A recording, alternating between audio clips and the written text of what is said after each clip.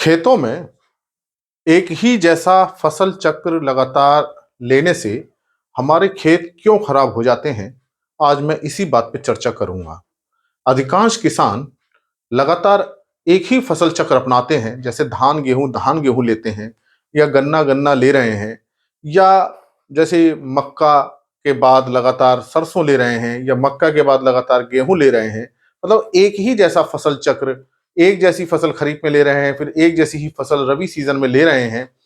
तो एक ही जैसा अगर फसल चक्र अपनाते हैं, तो हमारे खेतों की उर्वरता कम क्यों होती जाती है? और इसका हमें पता भी नहीं चल पाता, और फिर हमें हर साल ज्यादा खाद देनी पड़ती है, उर्वरक देने पड़ते हैं, जिससे हमारी खेती का खर्चा बढ़ता जाता है। आज मैं इसी बात पे चर्चा करूंगा, उसके साइंटिफिक फैक्ट्स बताऊंगा, रीजनिंग बताऊंगा कि कैसे एक ही फसल चक्र अगर आप अपनाते हैं तो मिट्टी की उत्पादन क्षमता कम होती है, और इसको बढ़ाने के लिए फिर हम बहुत सारे प्रयास करते हैं, जिससे हमारी लागत बढ़ती है। देखिए, कोई भी फसल चक्र है जो हम खरीफ की फसल लेते हैं, जून जुलाई में बोते हैं और उसको काटते हैं, और फिर हम रबी की फसल लेते हैं, नवंबर में, अक्टूबर नवंबर में बोते हैं। हम एक ही जैसे फसल चक्र लें, जैसे मैं उदाहरण लूं धान गेहूं का, ये बहुत ही ज्यादा प्रचलित फसल चक्र है। अगर हम धान गेहूं लगातार ले रहे हैं, मैं इसी का एग्जाम्पल लेता हूं, तो हमारे खेत की उर्वरता कैसे कम होती जाएगी? देखिए, शुरू में जैसे हमने धान लिया, इसको हम लगातार 4 5 6 सालों से 10 सालों से ले रहे हैं। अब धान की फसल मान लीजिए हम यहाँ खरीफ में लेते हैं, तो इसकी जड़ें कुछ ही गहराई तक जाएंगी। 20 सेंटीमीटर हम मान लेते हैं कि ये 20 सेंटीमीटर तक इसकी जड़ें गई, और इसने यहीं तक का पोषक तत्वों को लिया। इसके बाद जब हम गेहूं की फसल लेते हैं, गेहूं की फसल की जड़ें, मुख्यतः जड़ें, वो भी 15 20 सेंटीमीटर जाती हैं, मान लेते हैं अपने क्षेत्र में। तो ये भी जो है इसी गहराई तक पोषक तत्वों को लेती हैं।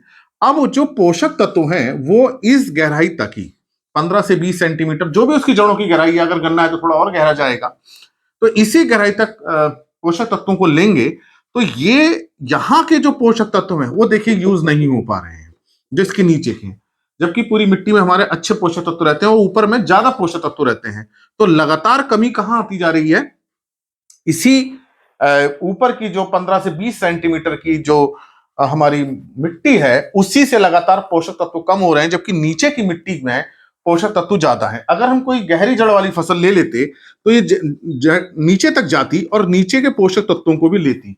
अब ये जो नीचे के पोषक तत्व हैं वो प्रयोग नहीं हो पा रहे हैं। तो मिट्टी में नीचे तो पोषक तत्व हैं, लेकिन चूंकि हमारी फसलों की जड़ों की एक निश्चित गहराई है और लगातार उसी निश्चित गहराई वाली फसल हम ले रहे हैं, तो ऊपर की मिट्टी की उर्वरता क्षमता धीरे धीरे कम होती जाती है। तो एक तो यह है कि हमारे सारे पोषक तत्व प्रयोग नहीं हो पाते।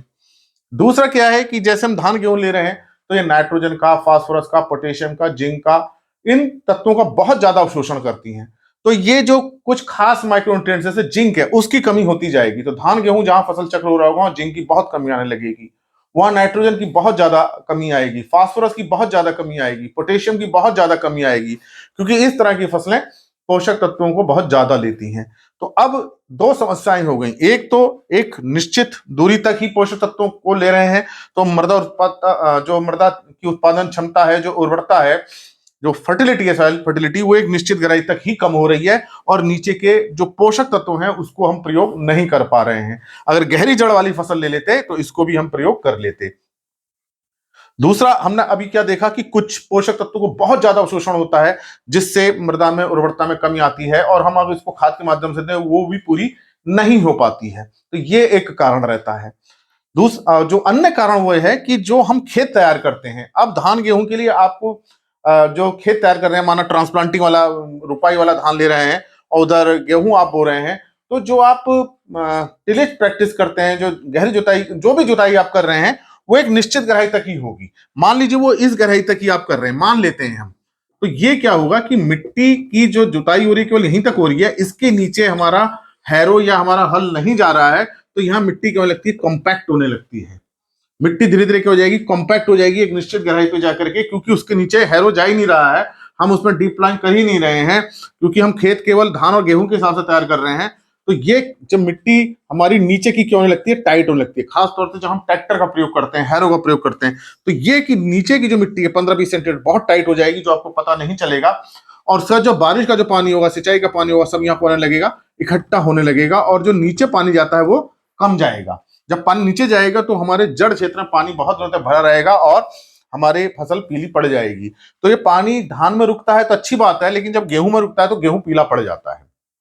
मान लीजिए हम यहाँ मक्का गेहूं का फसल चक्र ले रहे होते तो मक्का के लिए और नुकसान हो जाता, क्योंकि मक्का ऐसी फसल है जो पानी को ज्यादा देर तक सहन नहीं कर सकती है। तो ये जो पानी जो नीचे रुकने लगता है वो इस कारण से होता है। फिर जड़ें भी ज्यादा गहराई तक नहीं जा पाएंगी, उसका नुकसान होता है।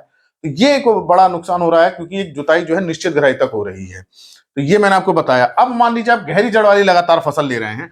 अब उदाहरण ले लेते हैं, हमने लगातार मान लीजिए गन्ना ले लेते हैं, और तो उससे क्या होगा, जड़ें जो है नीचे तक जा रही हैं। जो ऊपर की जो अब ये जड़ें नीचे से पोषक तत्वों को ले रही हैं, तो जो ऊपर के तो पोषक तत्व है वो प्रयोग नहीं हो पा रहे हैं, ऊपर के ऐसे ही रह जाते हैं। क्योंकि गन्ना आपने गहराई पे बोया है, वैसे ही 15-20 सेंटीमीटर पे बोया है, जड़ें और नीचे जाएंगी तो जो ऊपर की जो मिट्टी, उपजाऊ मिट्टी है, वो प्रयोग नहीं हो पाती है।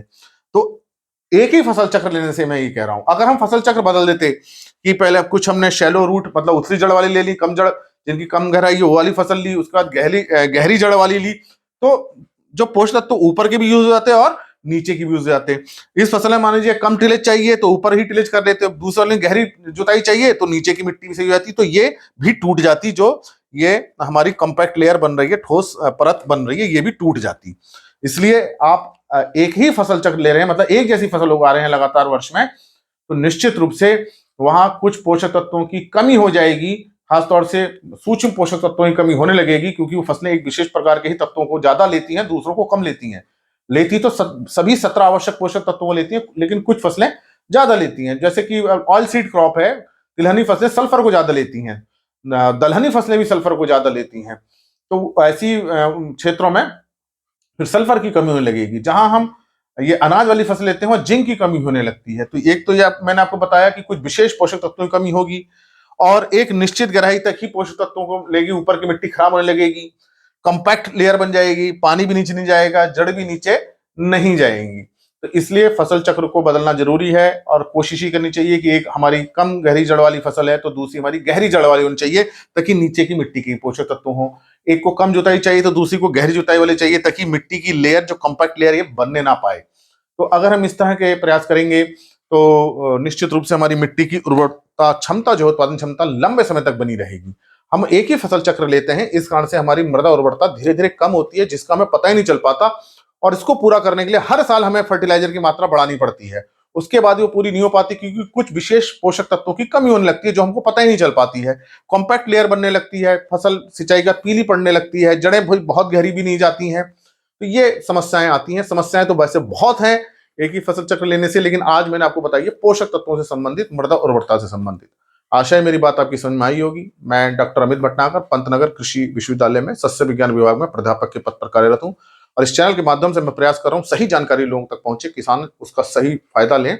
इसके लिए मैंने कृषि किसान प्लेलिस्ट बनाई है, उसको आप देखें, और इन वीडियोस को ज्यादा से ज्यादा लोगों के साथ शेयर करें ताकि उनको इसका लाभ मिल सके। और अगर चैनल सब्सक्राइब नहीं किया तो सब्सक्राइब कीजिए। धन्यवाद।